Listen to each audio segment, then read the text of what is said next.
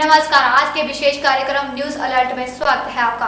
मैं हूं तारा कतनौरे और आप देख रहे हैं देश का तेजी से बढ़ता हुआ एटीवी न्यूज चैनल। आइए रुख करते हैं खबरों की ओर। यूपी साइकिल ट्रैक बनाना अखिलेश यादव की खास परियोजनाओं में से एक है, जिसको देखते हुए कानपुर शहर में साइकिल चालकों के लिए विशेष साइकिल ट्रैक बनाए गए हैं। इन साइकिल ट्रैकों को बनाने के लिए करोड़ों रुपए खर्च किए गए थे, लेकिन नगर निगम की लापरवाही तो देखिए। इन साइकिल ट्रैकों पर अवैध पार्किंग और ठेले वालों ने कब्जा कर रखा है। इन अवैध कब्जों के चलते साइकिल चालकों को सड़क पर चलना पड़ रहा है, जिसका खमियाजा वो दुर्घटनाओं का शिकार होकर उठा रहे हैं।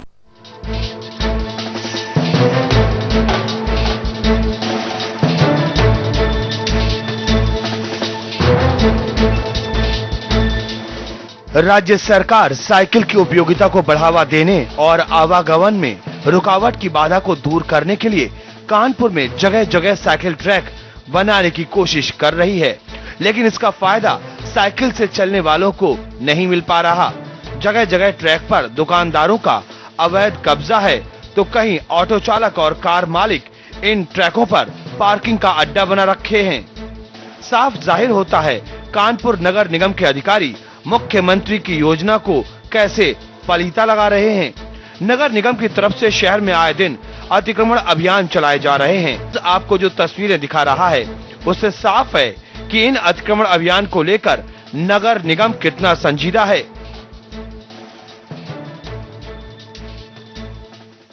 सड़कों पर चलने की मजबूरी है कि बगल में सब जाम लगे रहते हैं, ठेले लगे रहते हैं, रिक्शे खड़े रहते हैं, कारें खड़ी रहती हैं।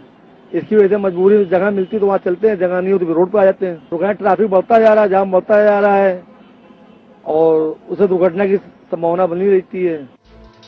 शहर की सड़कों पर चलने वाले साइकिल चालकों से जब हमने बात की तो उन्होंने सीधे तौर पर नगर निगम को जिम्मेदार ठहराया, क्योंकि साइकिल ट्रैक पर अवैध कब्जे के चलते चालकों को बीच सड़क पर चलना पड़ता है। वहीं जब नगर आयुक्त से साइकिल ट्रैक पर अतिक्रमण की बात की गई तो उन्होंने इस बात को सिरे से खारिज कर दिया कि साइकिल ट्रैक पर कोई भी अवैध कब्जा है। जब हमने साइकिल ट्रैक पर अतिक्रमण की बात बताई तो उन्होंने वहां के जोनल अफसरों के खिलाफ कार्रवाई की जाने की बात को कहा है।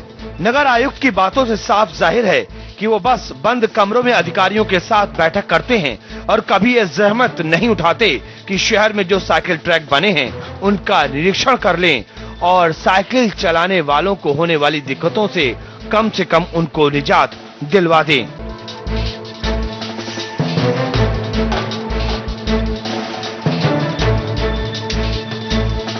टैक्स न भरने के मामले में कानपुर में कई सरकारी और गैर सरकारी विभागों की प्रॉपर्टी कुर्की करने की कार्रवाई की जा सकती है। जी हां, कानपुर नगर निगम ऐसे काले विभागों की सूची तैयार करके उन पर शिकंजा कसने की तैयारी कर रही है।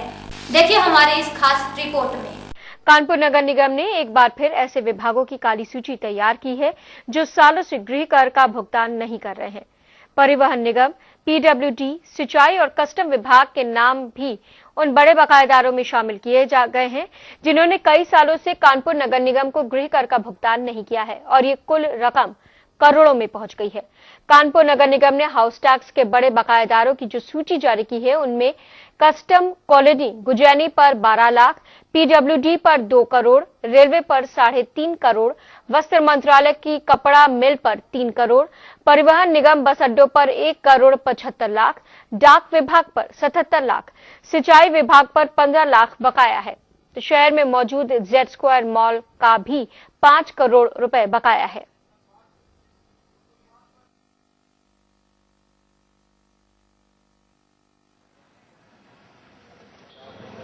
जोन 1 में हमारे यहाँ सबसे बड़ा प्राइवेट बकायेदार जेड स्क्वायर द मॉल है, जिसका 31 मार्च 2015 तक लगभग 3.25 करोड़ और ये वर्ष अगर मिला दिया जाए तो लगभग 5 करोड़ रुपए बकाया है, जिसको हमने समय समय पर उनको बिल दिया और उनकी जो आपत्तियां थी उसके हमारे उच्च अधिकारियों द्वारा निस्तारित भी की जा चुकी है और हमने उसको नोटिस दे दिया है। उस पर वसूली के लिए जो भी नियम है हमारे उस पर दंडात्मक कार्रवाई की जाएगी जल्द से जल्द। और कितने प्राइवेट हैं, कौन कौन से सरकारी हैं, कितने कौन से प्राइवेट? इसके अलावा सरकारी बकायेदारों में सबसे बड़ा पीडब्ल्यूडी है, लेकिन उनसे बात हुई है, आ जाएगा पैसा।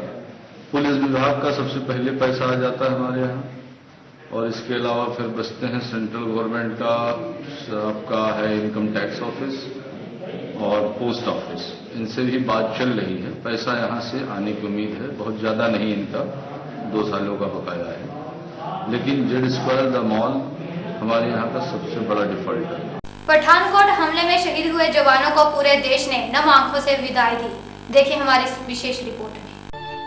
पठानकोट में शहीद हुए 2 जवानों गरुड़ कमांडो गुरु सेवक सिंह व लेफ्टिनेंट कर्नल निरंजन को देश ने नम आंखों से अंतिम विदाई दी। अंबाला में भारत माता की जय के नारों के बीच 25 वर्षीय गुरु सेवक के बड़े भाई हरदीप ने उन्हें मुखाग्नि दी। उनकी शहादत के सम्मान में तोपों की सलामी भी दी गई। पिछले साल गुरु सेवक की शादी हुई थी। शमशान घाट के लिए उन्हें ले जाने से पहले उनकी मां अमरीक कौर कई बार बेहोश हो गईं, जबकि उनकी विधवा पत्नी जसप्रीत कौर बेहद गमगीन थीं। पठानकोट वायुसेना स्टेशन में आतंकियों की गोलियों से घायल होने के बावजूद गुरु सेवक ने लड़ना जारी रखा। इस दौरान हरियाणा के मंत्री अनिल विज और कैप्टन अभिमन्यु भी वहां मौजूद रहे। वायुसेना के बड़े अधिकारियों के अलावा इस दौरान सैन्यकर्मी, पुलिसकर्मी और सामान्य प्रशासन के लोग भी वहां मौजूद थे। स्वतंत्रता सेनानी शहीद भगत सिंह को अपना आदर्श मानने वाले गुरु सेवक ने स्नातक तक की पढ़ाई करने के बाद वायुसेना में भर्ती हुए थे। उनकी पिछले साल 18 नवंबर को ही शादी हुई थी।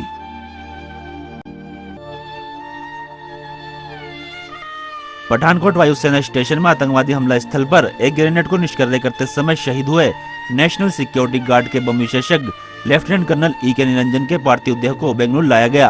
उनका अंतिम संस्कार आज केरल में उनके गृह नगर बीएल मैदान में लेफ्टिनेंट कर्नल निरंजन को अंतिम विदाई दी गई। मेरठ में भाजपा ने एक प्रेस कॉन्फ्रेंस की और जिला प्रशासन पर बरसते हुए कहा कि जिला प्रशासन लोगों को डरा रहा है और प्रशासन को सपा का एजेंट भी बताया।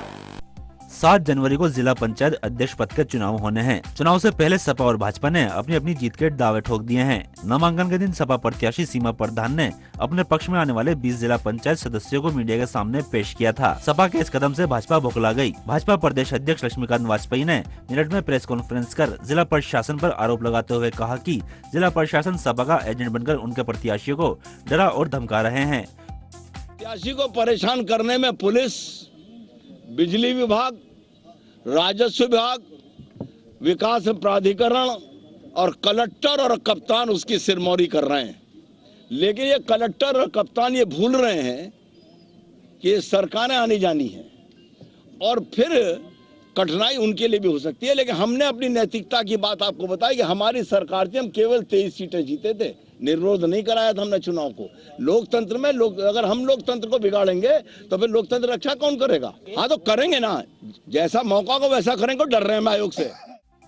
जिस तरह भाजपा ने जिला प्रशासन पर आरोप लगाए हैं, उससे ये बात तो साफ है कि भाजपा जिला पंचायत अध्यक्ष पद के चुनाव को अपनी प्रतिष्ठा से जोड़ चुकी है, जिसके चलते उसने जिला प्रशासन तो दूर राज्य निर्वाचन आयोग तक को देख लेने की धमकी दे डाली। लेते हैं एक छोटा सा ब्रेक, तुरंत लौटते हैं। बने रहिए, कहीं जाइएगा मत, देखते रहिए न्यूज अलर्ट।